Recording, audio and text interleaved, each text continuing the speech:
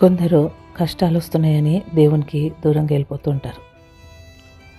ఈ కష్టాలు మరి దేవుడు ఉంటే నాకెందుకో ఈ కష్టాలు వెళ్తలేవు, ఎందుకు నేను ఈ కష్టాలను ఎదుర్కొంటున్నాను, దేవుడు ఒకవేళ నాతో ఉంటే నాకెందుకు ఇన్ని కష్టాలు వస్తాయి అనుకుంటుంటాం.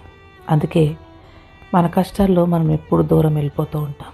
కానీ నువ్వు ఎప్పుడైతే నీ కష్టాల్లో దేవునికి దగ్గరగా జీవిస్తావో అప్పుడు దేవుడు నీకు విడుదల కలుగజేస్తాడండి.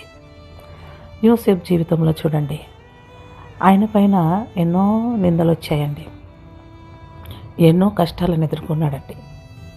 పోతీఫర్ ఇంట్లో ఒక మంచి స్థాయిలో ఉండి కూడా భయంకరమైనటువంటి శోధనకు గురయ్యాడండి. ఆయన ఏం చేస్తున్నాడంటే దేవుణ్ణి విడిచిపెట్టలే. ఆ శోధనలో కూడా నేను దేవునికి విరుద్ధంగా నేను పాపం చేయలేను అని దేవుణ్ణి కనపరిచిన జీవితం అంటే యోసేపుది.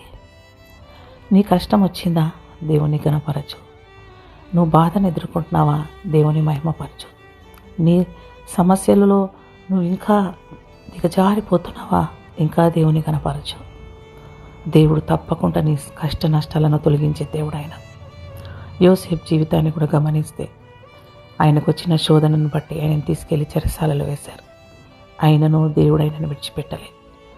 చెరసాలలో కూడా దేవుడు తోడుకున్నాడు. మరి చూస్తే పోతీఫర్ ఇంట్లో దేవుడు తోడుకున్నాడు.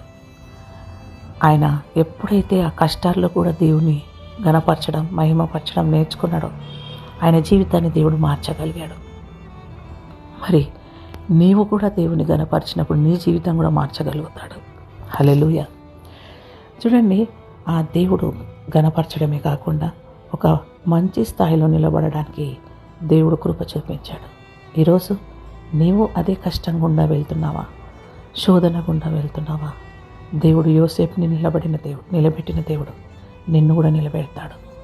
యోసేపు మరి రాజు తర్వాత రాజుగా అధికారిగా నిలబడ్డాడు.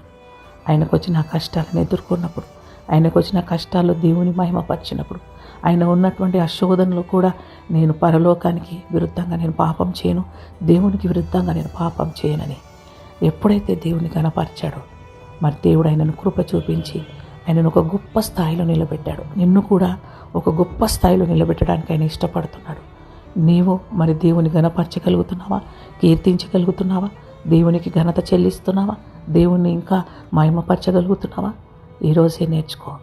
దేవుని మహిమపరచు, కీర్తించు, పూజించు. తప్పకుండా నిన్ను ఒక గొప్ప స్థాయిలో దేవుడు నిలబెడతాడని దేవుని మాటలు దీవించునుగాక.